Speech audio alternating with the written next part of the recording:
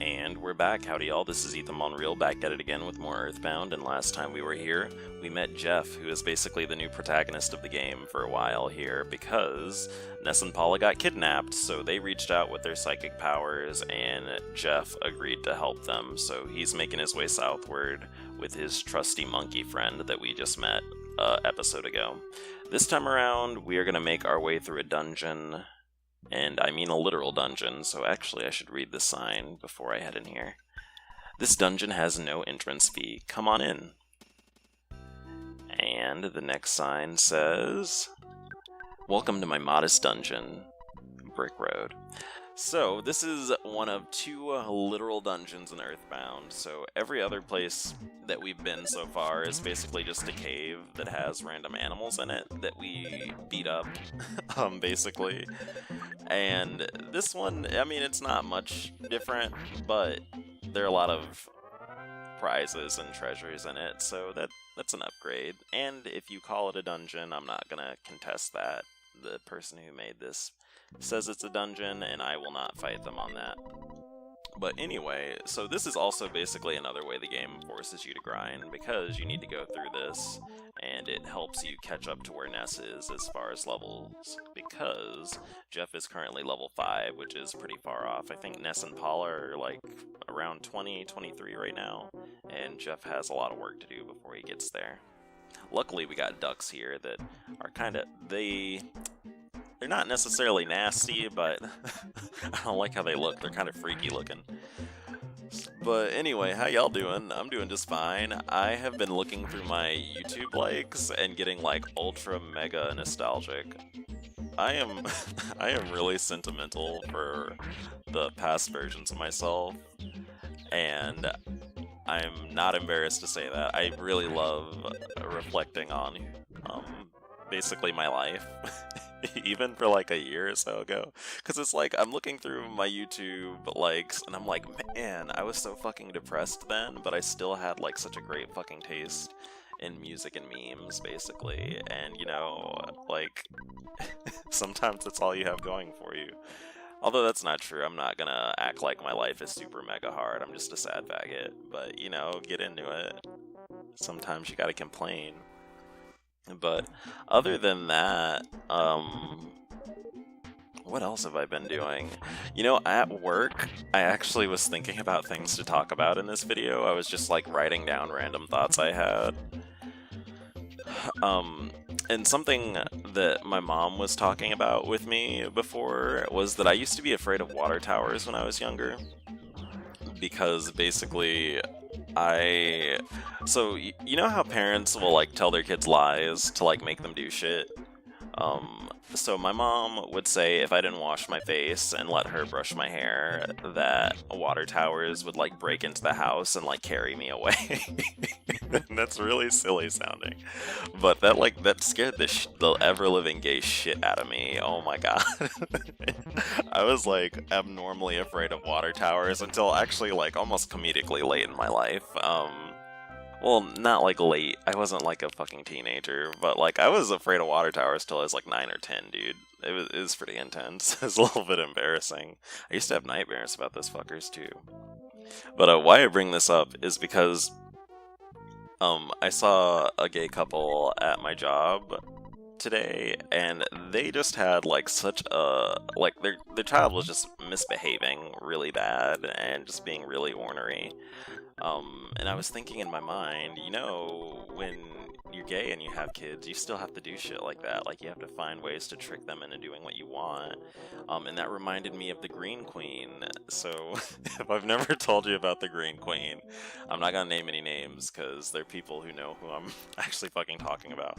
But there's this person who became infamous, basically, because he went to university with me, and he was a homosexual, and he would wear green booty shorts and green flip-flops and like a scarf during winter, because he was a high fashion girl, and he became known to me as the Green Queen because I just knew him by those green booty shorts and flip-flops. And he had a nasty attitude too. Oh my god, I was just enamored with how mean he was. It was really funny. And so I made like a little nursery rhyme about him. I'm not gonna say it because it's embarrassing and a little bit it's a little bit mean, but I made a nursery rhyme about him. And I think that if I ever have kids, what I'm gonna say is that, you know, if you're bad or like you cut up in the store, like the Green Queen is gonna snatch you up and shove you in her purse. Because that's just like, I don't know, I just want something like really gay to like, I don't want to, I mean, not torment my children, but I want something really gay to tease them with. And I'm kind of on the fence about that, like, because I don't think that my fear of water towers was, like, particularly traumatic, but I do think you probably shouldn't, like, fucking terrify your kids to make them do what you want. But at the same time, it's really funny. I really like the idea of, like, a gay cryptid that just, like, goes into your house wearing green booty shorts and like will snatch up your naughty children and put them in their purse and then force them to like watch terrible 80s and 90s gay media, like, well, actually not terrible, but like 80s gay and 90s media that like a child would not want to watch, like watch Golden Girls reruns on repeat. Because I can tell that even though that's something I enjoy, that like when you're like a kid and your parents are watching TV, you don't want to watch fucking Golden Girls, even though you don't realize it's a fucking laugh riot. Anyway, so we made it through the dungeon. That was, holy shit, that was quite a conversation. I've been talking for like 7 minutes. I'm actually smiling really wide too. I'm so embarrassed. Maybe it was too easy? My name's Brick Road, the dungeon developer. I've developed my life to making dungeons. Well, by combining my skills and Dr. Andonaut's intelligence, I can become Dungeon Man. The first combination of human and dungeon in history. Let's meet again once I've become the Dungeon Man. Would you like to get a good night's rest? We would like to do that because, again, we have a little bit more of a trek to do. You know, Jeff really has it pretty rough here because unlike Ness and Paula, he is basically alone in this, and then he also has no way of hitting multiple things at once, which makes fighting multiple enemies at one time very annoying. But he's basically getting an abridged version of Ness's adventure. Like, we're seeing very familiar enemies that Ness also has seen, like these mice. But unlike Ness, Jeff is actually packing a gun. I don't even know if I mentioned this last part. Jeff's primary weapons are guns, and the guns are very handy because they have higher attack damage normally. Or they have relatively high attack damage for what they are and when you get them. So, like right now, even though Jeff is level 8, he does a little bit less damage than Ness did like 2 or 3 episodes ago. Which is good. Good for Jeff. And there we go. What else was I thinking about at work? Okay, so I'm gonna talk about something I kind of talked about last part with like crushes I had in high school. So I had I was in band, as y'all may or may not know, and we had a drum instructor who I won't name, who like had a really, like, you can't see me stretching my arms out, but they're going out really far. He had a really big penis. Like, it was, like, this big. You can imagine how far my arms are stretched right now. Like, it was, like, that kind of big where, like, you can see it no matter what he's wearing. Like, he would wear shorts during the summer because we were just doing marching band stuff. And, like, me and every other faggot in band was like, why is his dick so fucking big? Like you could just see it, and it wasn't like I'm not saying he was like a creep or anything, because he definitely wasn't. It was just like he was clearly wearing underwear and stuff. He just had like a really unnaturally large wiener, and you could see it when he wore basketball shorts. And I remember like blushing very inappropriately a lot, and actually literally saying what I'm saying now. I was like, why the fuck is your dick so big? Like, I just kept thinking that over and over whenever I saw him. And I'm trying to think of other teachers I had crushes on. I had a young teacher who had just finished up, basically, he had just finished school, and he was like real southern and really nice to me, basically, because I was real nerdy and gay in school. And he was just always really nice to me, and just accepting of how I was, because a lot of times when I was just being myself, guys, or more specifically men, would just be like, why aren't you like more manly, question mark? Like, they would just be like a little bit confused, like, why are you, they would basically be like, why are you such a faggot? Like, shouldn't you be like playing sports ball or something? And I'd be like, no, I don't do such childish things, while I looked at my Yu-Gi-Oh cards and read my my shitty manga. But he didn't do that to me at all. He was just always very nice to me, and consequently, I developed an enormous crush on that man. And I still remember thinking about how, sorry, I'm reminiscing, thinking about how I loved how big his hands were.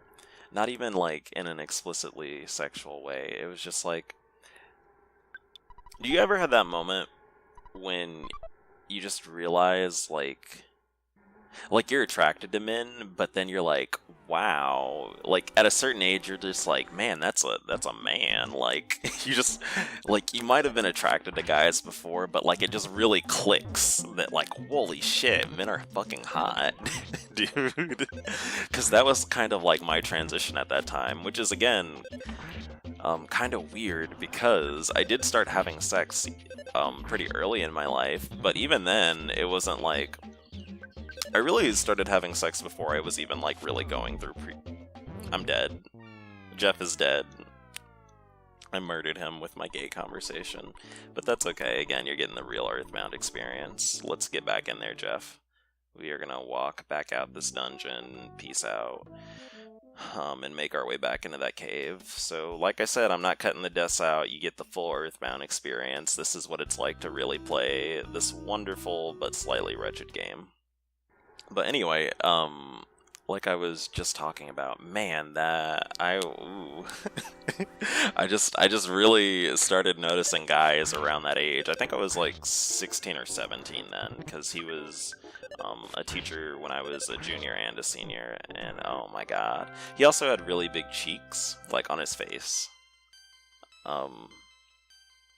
And I really love that. I love when guys have like kind of chubby faces. It's really cute to me, and I just remember really wanting to hold his hand and just being around him, and I don't know, I had gay puppy love. It was really fun. But I never I never like prepositioned any of my teachers for like sex or anything, if y'all are wondering that. Like, it was just an innocent crush. Like, I was aware enough by that point that it is inappropriate for me to be pursuing men that are adults while I'm a child. It took me a while to come to that conclusion, though. I think because a lot of young gays end up having sex with men that are a lot older than them. This is kind of awkward to talk about. So, something I've noticed is that a lot of guys have their first experience with someone who's like at least like 6 to 10 years older than them, if not more. And that's not necessarily inherently bad, but what happens is sometimes it happens while we're underage, if you know what I mean. So that's a little bit... and so it kind of messes with our perception of like what's appropriate for relationships for a while. And for me, like I said, I started having sex pretty early in my life. Me having sex early, I didn't realize that, I don't want to say it wasn't normal, but that it's not appropriate for a child to be, like, really trying to, like, fuck an adult, you know what I mean? But I'm a drop that conversation because we have a game to focus on, and I've already monopolized most of this video with this conversation. Man, I feel like this is already a good video, but, you know, I feel like some people are gonna not really appreciate this because I really want someone to tally up a ratio of, like, how much I actually talk about the fucking game when I play it. But, you know, it's hard, dude. Like, should I be commenting on all these fucking mushrooms on the ground? I guess I could talk about what I was doing when I was playing this game. I was a freshman in college. I moved into my dorm. My uncle actually helped me move into my dorm, and he was joking about me, like, getting binoculars and, like, using it to peek on women, and I was like, that's misogynistic, basically. And I just kind of was like, whatever. And then he had set up my computer for me, and I was like, no, you need to stay away from that, because there are gay things that you are not prepared to see on there. And he picked a song, and it was actually just to see if my speakers work, and it was a song legitimately called Faggoty Attention. Incidentally, if you haven't heard that song, you should listen to it. Faggoty Attention. It's by Adam Joseph. And I was like, no, like, I was like splitting bullets, because I'm not out to my uncle,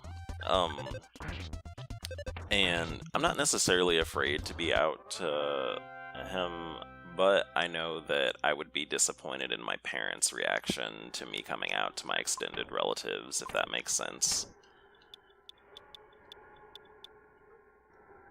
If that makes sense. Like, my parents are they're kind of cool with it, but, like, it's just generally accepted I'm not supposed to talk about it, you know what I mean? And I feel like if I came out to other people, they would get kind of mad, or they would feel like I was trying to embarrass them. But, you know, such is life, such is life. Jeff is going to have some kind of similar parental problems pretty soon. Marginally similar, not exactly the same, but, you know. Luckily for him, he has some friends with psychic brain powers, and then also an adventure waiting for him, so he doesn't necessarily have to deal with that immediately. I'm gonna go ahead and shove another cookie in my mouth to empty my inventory. There we go. And we're gonna kill one more mushroom. Y'all are probably wondering what that sparkle is there for. And if you guessed that it's because there's a boss in this area, the answer is yes. However, we cannot do anything with that boss because all of the bosses are for Ness. And you'll see what I mean here. Alright, Jeff is level 11. Good for him. Alright. So we're going to talk to this, and it's going to be like, only Ness can absorb the power of this place, and it's just going to not interact with us. Basically, as a refresher on the plot, Ness is trying to link his power with the Earth through the sanctuary locations, but he needs to go buy them himself, and Jeff can't do it for him, so Jeff is sadly not the main character, is basically what that thing was saying. Anyway, we got some monkey speak here. Ki uki kiki yuki. Now she's my type. Ki kikuku uki. I think I'll ask her for a date. Oh man, she don't want nothing to do with you. She's running away. Aw, that's a little bit awkward. Monkey? Bye. I want to believe that actually she's just leading him into a life of luxury and happiness, monkey happiness. So we need to be careful about these big fuckers because they will probably one-shot us if we fight them. However, they have a very high miss rate. So you can technically grind off of them, but you're kind of gambling because they are very likely to just flat out kill you or hurt your feelings in some sort of way. But we made it to our destination, which is good. Good for us. Let's see. Mr. Brick Road, the dungeon maker referred you, right? And not only that... Oh, what? My son? Oh shit, I forgot I had one of those. You're Jeff, my son. It's been maybe like 10 years since I last saw you. I'm so glad you're such a healthy boy. Those glasses look cool on you. How about a donut? Well, I was only offering. I'd also like a donut right about now, because this is really fucking awkward. Have you checked out Stonehenge? Yeah, that's where we just were at. Well, at least I asked. Okay. By the way, why are you here? Oh, I see. That girl named Paula must have sensed that I was here. Okay, well, I'll try to help you out. I'm trying to make a phase distorter that can connect 2 points in space and time. It's still incomplete, but I'll let you use my other invention I call the Skyrunner. It's a little bit old, but it'll certainly help. When you board, always listen for the message that comes from your destination. You'll get there for sure if you listen to the message. The round machine over there is the Skyrunner. What do you think? Isn't it neat? Get in. Let's get together again in like 10 years or so. Sure, but first, let's go ahead and use this. Instant revitalization device. In only a few seconds, this machine fully revitalizes you, just like a good night's sleep. There we go, and we are all healed up. Thumbs up. So we are going to go up here real quick. I think there's an item for us. Yes, there is. Let's grab that. Jeff, open the present. We got a broken pipe. So we need to actually hold on to that, because the broken pipe is going to be important later. As a refresher, again, Jeff's IQ stat is actually used to repair the broken items we have, so our inventory for Jeff is going to be kind of junky for a while, because we're going to be holding on to these items until he can repair them, which means they're going to be clogging up our inventory space, which kind of sucks, but I mean, it's whatever. Anyway, let's jump into the Skyrunner here. How do I go in from this side? I forgot how to do this. It's always awkward. Let me talk to him again.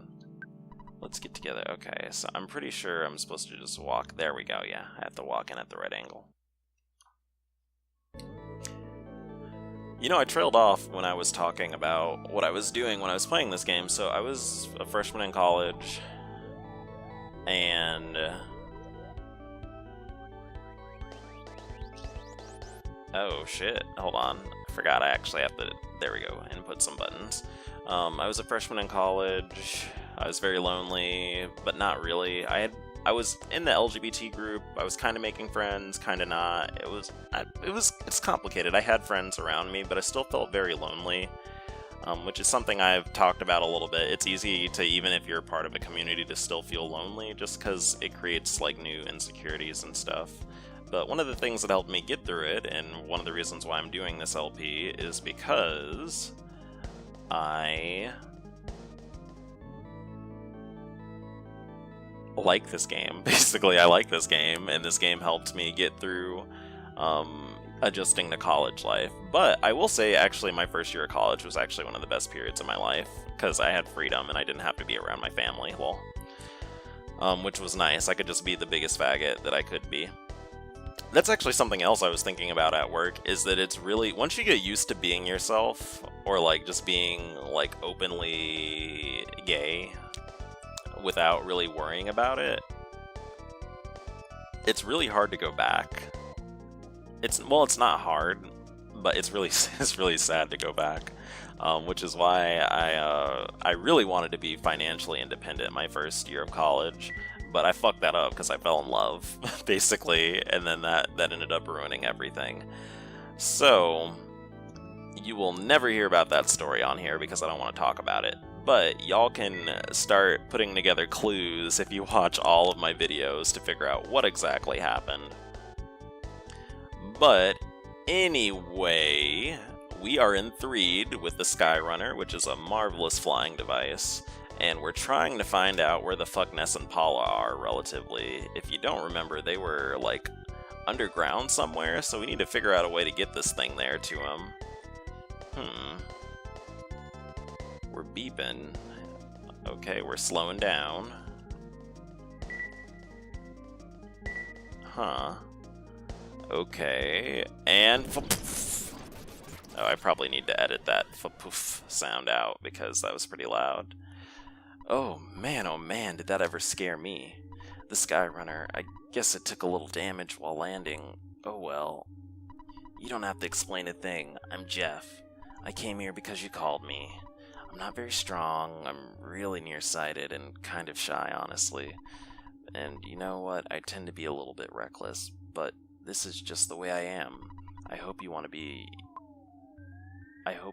to be your friend, okay? Yeah, hell yeah, I want you to be our friend. But you're gonna have to be our friend in the next fucking part, because we need to cut this goddamn video, because it's about 25 minutes in, and we need to move on with the plot. So there's gonna be a lot of shit happening once we bust out of here. So anyway, thank y'all for watching as usual. If y'all have any suggestions for topics you want me to talk about, I have a chicken in my inventory, don't I? Yes, I do. Spoilers, I actually had to re-record a large segment of this game because I forgot to save after the last video. So some of my stats are going to be a little bit different because I had to actually catch back up to where I was. But anyway, don't worry about that. So if y'all have any topics y'all want to talk about, or questions you have for me, feel free to shoot them at me. Otherwise, you don't have to. I don't want to pressure y'all into coming up with topics, because ultimately that's my job as the LPer. But I'm always glad to talk about these things, and very obviously there aren't many YouTubers who talk about gay stuff in the way I do. At least I think there aren't. I seem to be a pretty rare niche at this point in time. But anyway, have a good one, y'all. Thanks for watching, and goodbye.